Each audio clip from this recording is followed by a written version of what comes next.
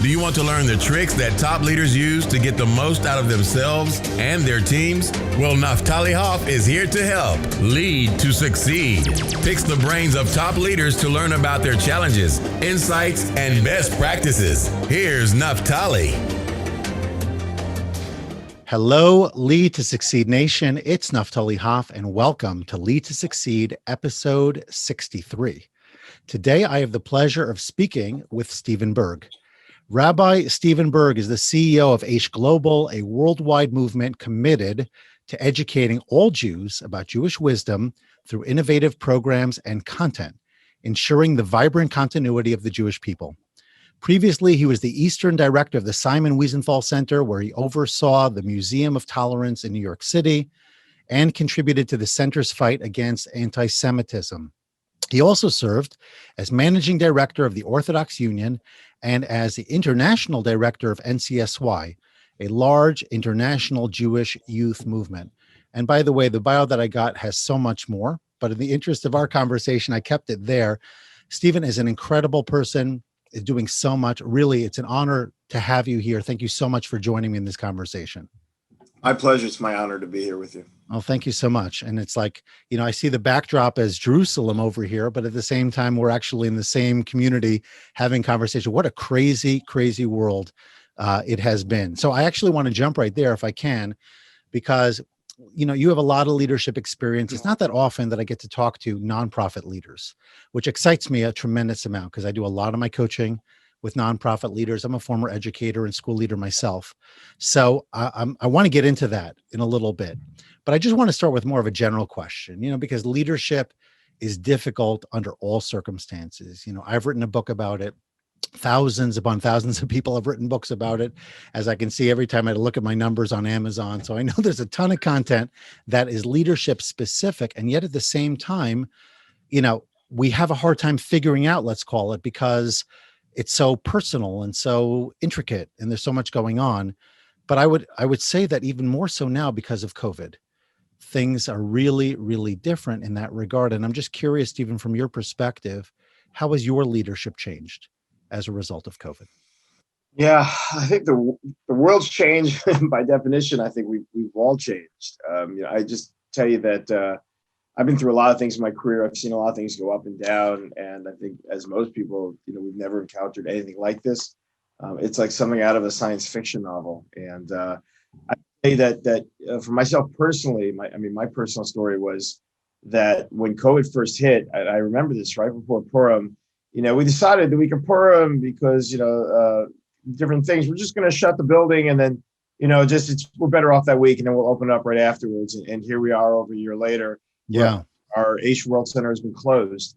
And I remember after starting getting much more serious, just I'm a pretty live and let live, go with the flow guy. And I remember like thinking to myself, oh my gosh, how am I going to pay for my institution when I have no revenue, people not coming, like everything's closed. And you know, I had that like pit in the bottom of my stomach, which I'm sure a lot of folks in nonprofit and for-profit Absolutely had. Yeah.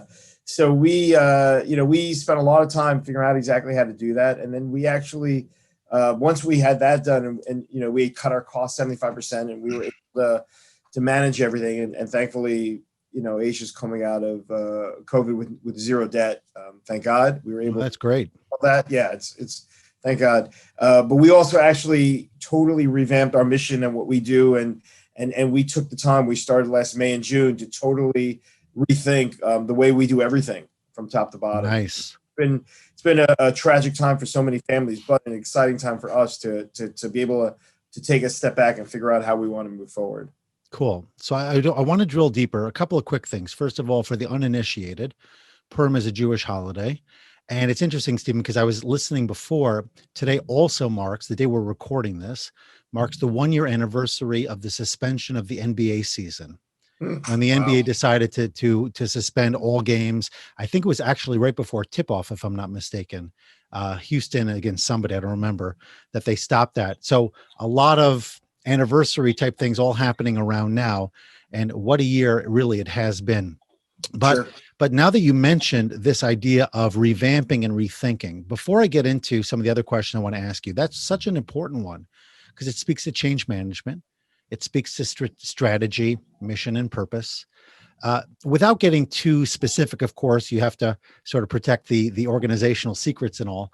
But maybe share a little bit about first of all, what prompted you to revamp, and what did that process look like? Because we have listeners here who are from all stripes, right? There's nonprofit leaders and for-profit leaders, corporate execs, and others who are listening, who are trying to glean real leadership lessons from my guests. And I'm very proud of the fact that I bring really high quality people into these conversations. So if you're already telling us, you can't tease us like that and not give us a little bit more.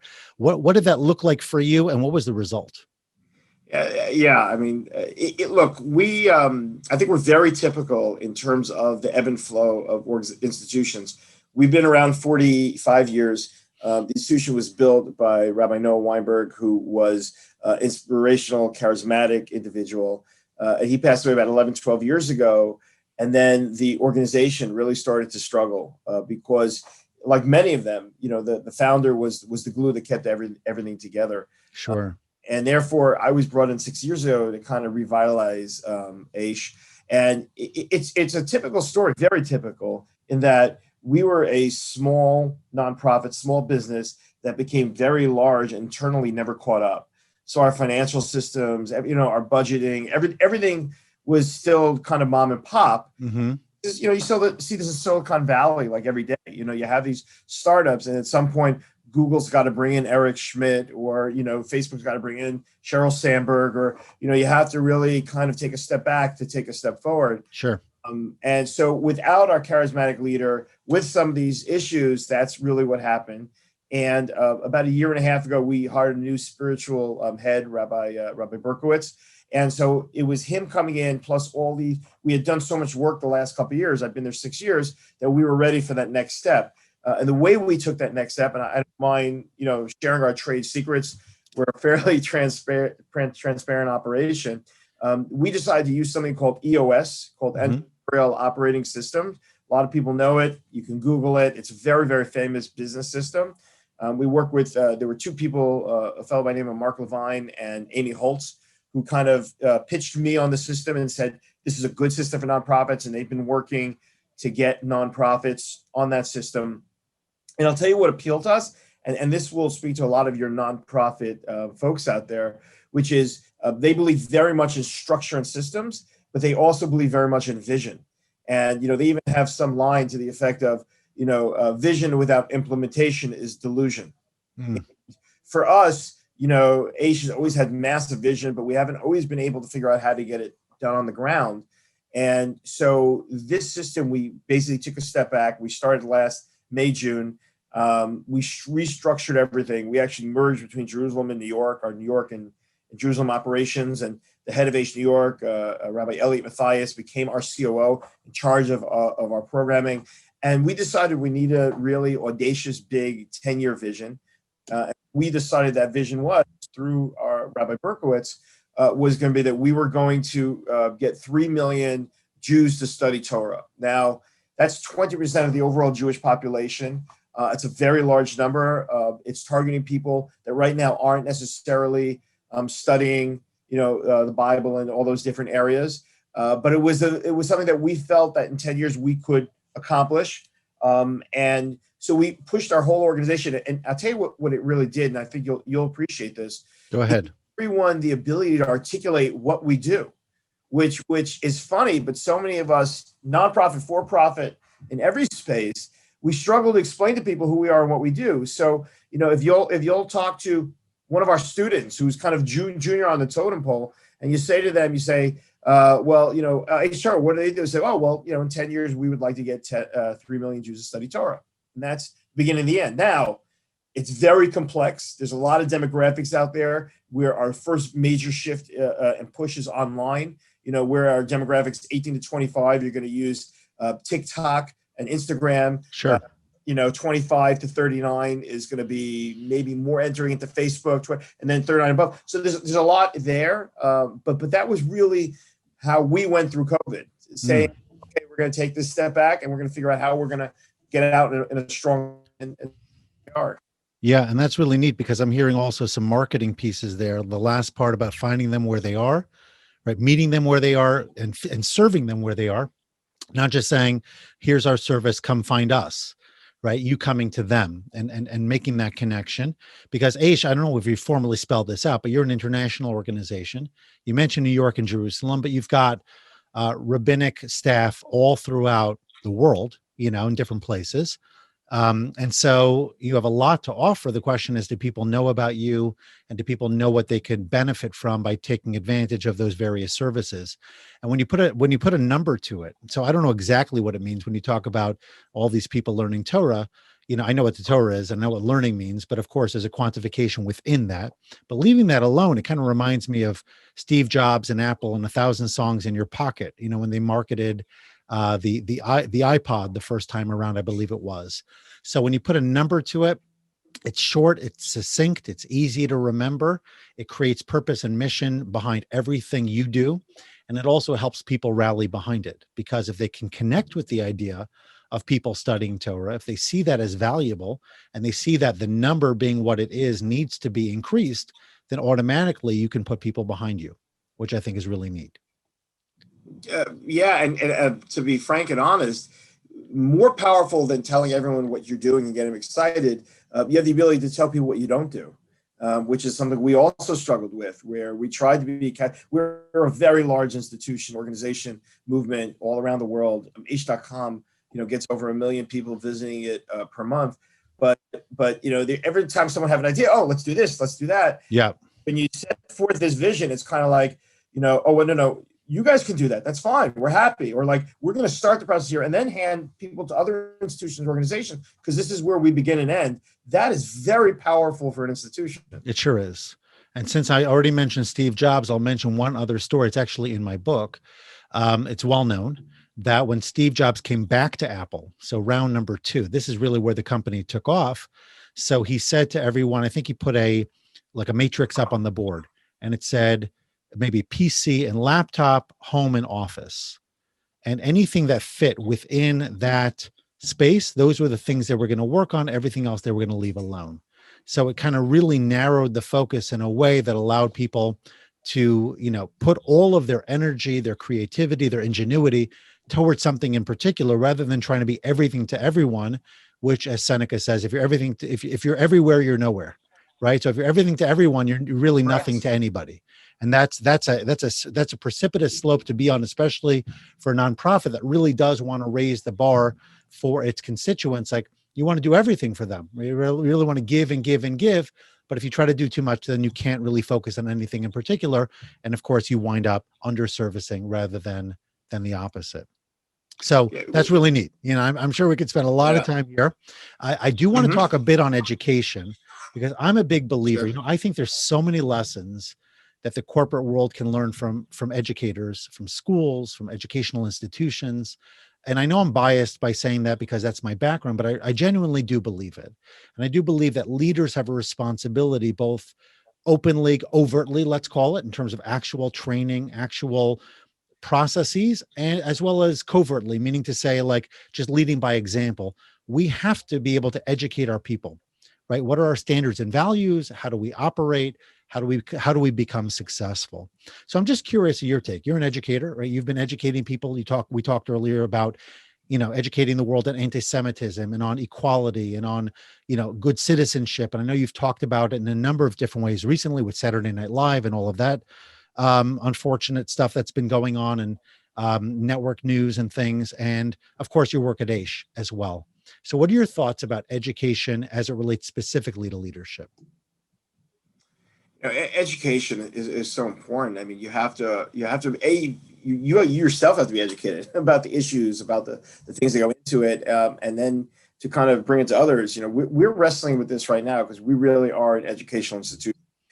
We have a school that's there on the premises. We educate people around the world, and we're grappling with the fact that so many people, as you said before, are accessible by just going to where they are. Every single Jew in the world is accessible by social media today, pretty much. And the question is, it's more along the lines of, how do you catch their attention?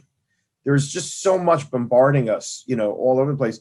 We've been working on a plan, which we're calling edutainment, which really, you want to educate people, but you want to make it entertaining, because in that way they're appreciating it. And it's also about trying to get your messages out in smaller sound bites. As you mentioned, I've been on many different news programs throughout the years, everywhere from Fox News to Al Jazeera. I've been in all places. And basically, the way you can get on a news program is you have to say your thoughts in like 30 seconds or 60 seconds. You have to have the information, but be able to really give it out succinctly. And it's tough. It's really tough to be impactful in a small amount of time. And that's what I think everyone in the world is wrestling with. We have just started to really, in terms of social media, we have Jamie Geller, who's a major social media presence who's working on all this stuff. But we started something that was called, Wrestling with God, like a small thing on TikTok. And we're using all kinds of young Jews to give over stuff in 30 seconds and 45 seconds, 60 seconds, and to give answers to questions back and forth. And so what's interesting is I've said many times, which is the Bible doesn't change. Delivery mechanisms do, right? The way we get it across, the way we educate. And I think that education is the most important thing in the world. And so on the one hand, we could sit back and say, well, you know what? People just have to want to be educated. Or we can say, okay, look, people's minds just have changed. Aish Torah, when we started, was in the 1970s, where people were truth seekers. They were traveling around the world, and they were going to cults and ashrams and all these interesting places. And then the world changed on us. And so therefore, we had to change. We had to make a decision. Either you can be like Kodak and, fall by the wayside as everyone's got a camera on their phone, or you can say, look, I've got great material, but I'm going to try and figure out how to get it in front of people and inspire them. And so let me jump in first. Let me jump in for 1 second, if I may, because that's great, but I'm trying to translate it now into the mindset of somebody who's not necessarily putting a message to the world from an institutional standpoint. I was actually thinking also about educating your own people. So in other words, how does the leader, so you're the leader of your organization, right? People look up to you. They look to you for guidance. Granted, you have Rabbi Berkowitz as well, and each of you have your roles, but you are educating people directly by sharing information and through example in many cases.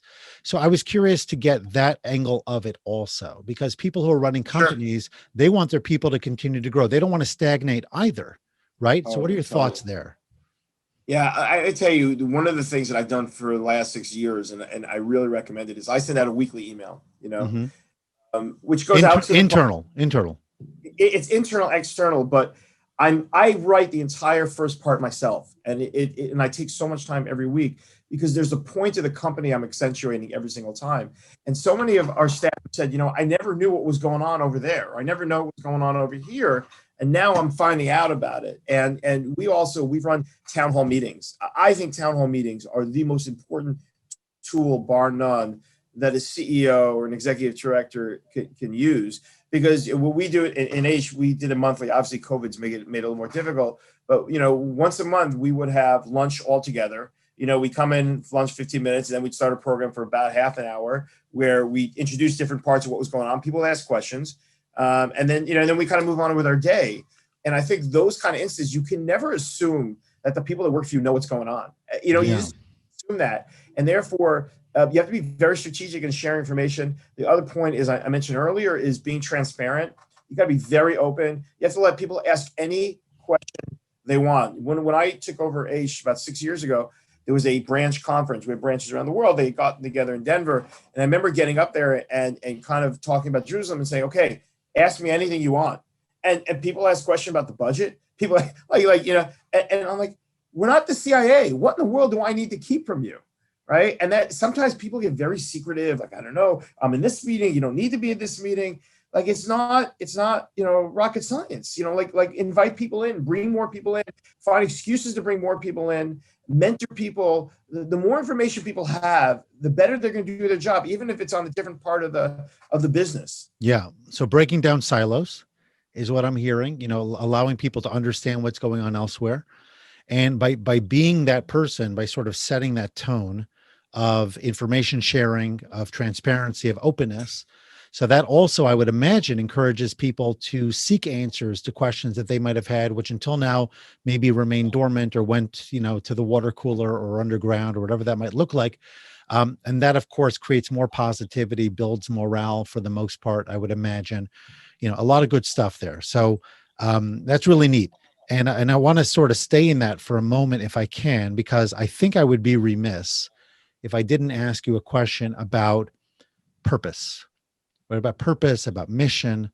Um, it's not difficult if you're in the field of education to find purpose and mission, right? I think it's pretty straightforward. That's why you opened your doors in the first place. That's why Rabbi Weinberg got started. He wanted to take people who are disconnected and alienated and bring them back to their heritage. I mean, maybe you wouldn't say it exactly that way, but that's sort of my take on it.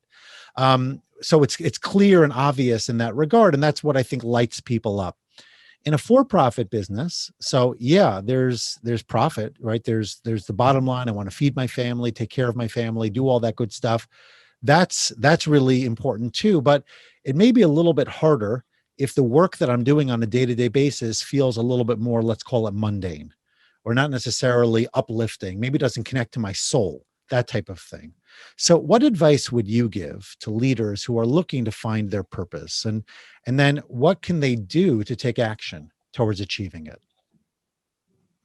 Yeah, it's interesting what you just mentioned in terms of for-profits. Jack Welch, I'm a huge fan of his writings, and he once said that what the average person wants, it's not about money. He said it's about a voice and dignity. They want to be listened to, and they want to be treated appropriately. And I would just say for leaders, number one is your staff are your family. You have to, like, part of my purpose has always been, and I think it's anyone's purpose, is I've got people relying on me, and we're building something, we're creating something. These are the people I interact with. It's not just like, let's just put out a product. And I think people respond to that. I think they know if you care about them and you listen to them. And I try to do this. A lot of leaders have a hard time listening, and they struggle with that. But if you listen, you could be so much better. And I think for leaders, you have to view yourself as, it's not, again, just about the product. It's all the people I'm interacting with. It's my customers. It's my employees. It's like, I'm leading them. I'm helping them have better lives. I'm helping them have a qualitative better life. I'm trying to really make the world a better place. I'm making sure that I'm fulfilling my civic duty, or what have you. I'm really getting involved to be a leader in the community. And I think, we all know of big companies where people have done that versus where people have not done that. And some of the most successful companies, it really is when the leaders viewed themselves as so much more. It wasn't just like, especially when you talk about Silicon Valley, or you talk about Steve Jobs, who's a fascinating biography. But I really believe that he understood that he was improving people's lives. And to a certain extent, he did. And I think that really fed into him. And so even if someone wants to save money, the irony here is you will make more money and be more successful if you view yourself in this way. If you're just going after the money, chances are you're going to be callous, and people are not going to want to follow you as much as if you have, your heart's kind of out there on display for everyone. Beautiful. I heard a couple of things in there about Mark Twain, I think, is the one who said that we have 2 ears and 1 mouth, right? And we need to listen more and talk less. So that was really cool. I will share with you, I remember once reading that the folks over at John Deere, who make that, all the agricultural lawn equipment and whatnot, that oftentimes they will take their people out into the fields. They'll take them, to the end users and say, this is what we do. This is the impact it's having on the lives of our farmers, on the lives of many of our other people, because that does instill purpose as well.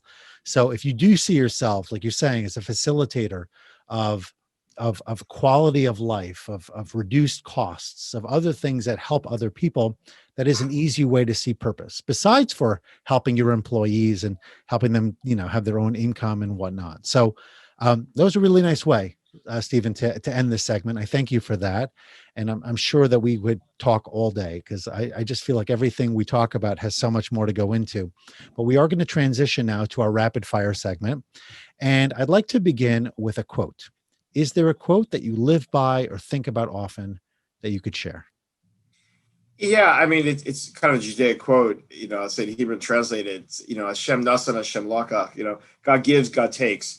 And I think that we just have to know that for me, my driving force has been God and the Almighty, and much of what I have done has been for him, but with an understanding that he gives and takes.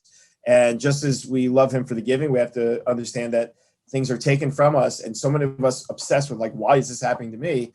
I think God is just, he loves us so much, and he's trying to see how badly we want something or how much we can accomplish, et cetera. So that's been very much my guiding principle, is not to sit back and cry if something's not going our way, but really say like, okay, look, it's another challenge. We just gotta, the Almighty wants to see how much we want to tackle it. Absolutely.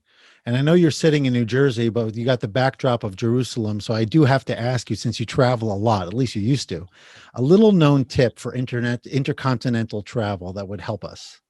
Oh my gosh. Yeah. I travel. I mean, even through COVID, I've been to Israel 4 times, thank God, to get around. But generally I travel almost every single week when I'm there. And for me, traveling in different parts of the world, Latin America, North America, Europe, Israel, is you get to meet people that wouldn't, we're so homogeneous, and like, we kind of live in neighborhoods. We're all kind of alike.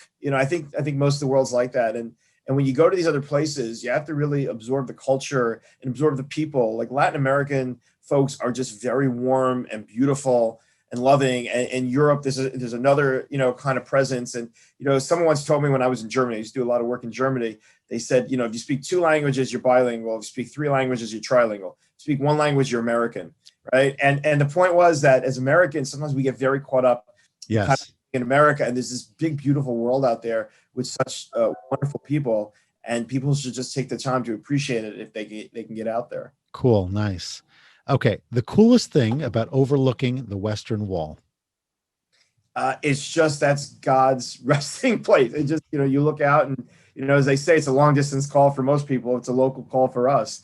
And, you look out there and you see the history. One of the greatest moments of my career was when the Secretary of Treasury, Mnuchin, came in, and we were supposed to take a quick photo, and he had a big meeting with CEOs in our building, massive CEOs, and he looks out the view and he just makes a beeline outside, and he just wants to talk about the first temple, second temple, just, it doesn't matter who you are. Right. You look there and you say, this is the history of the world. It's pretty amazing.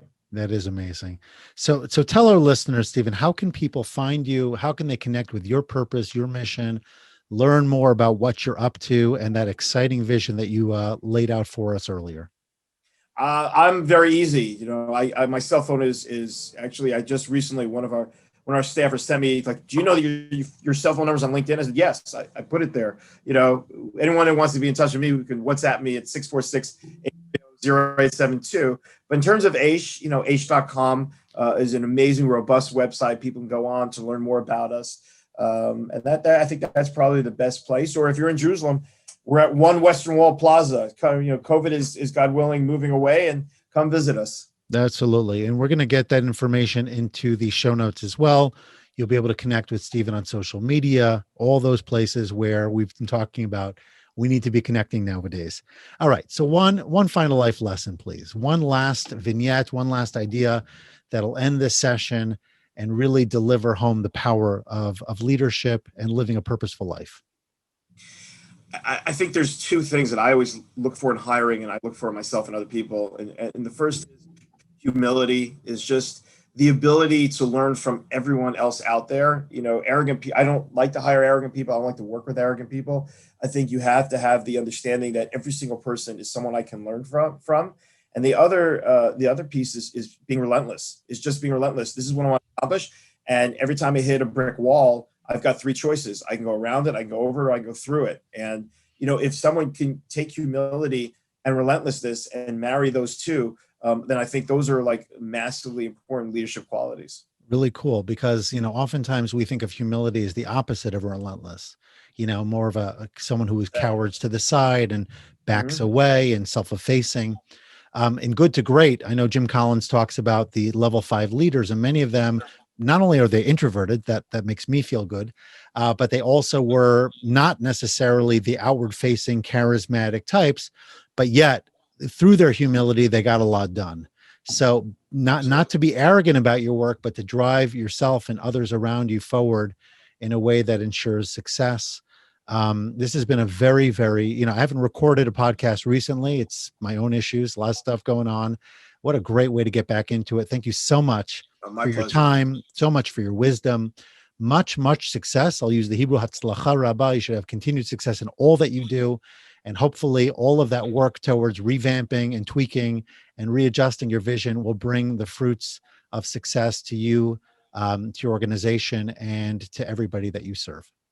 Thank you so much. It's an honor and a pleasure to be here with you and just see the way you're empowering so many other people to do great things. It's Thanks. I really do appreciate it. All the best now. Thank you.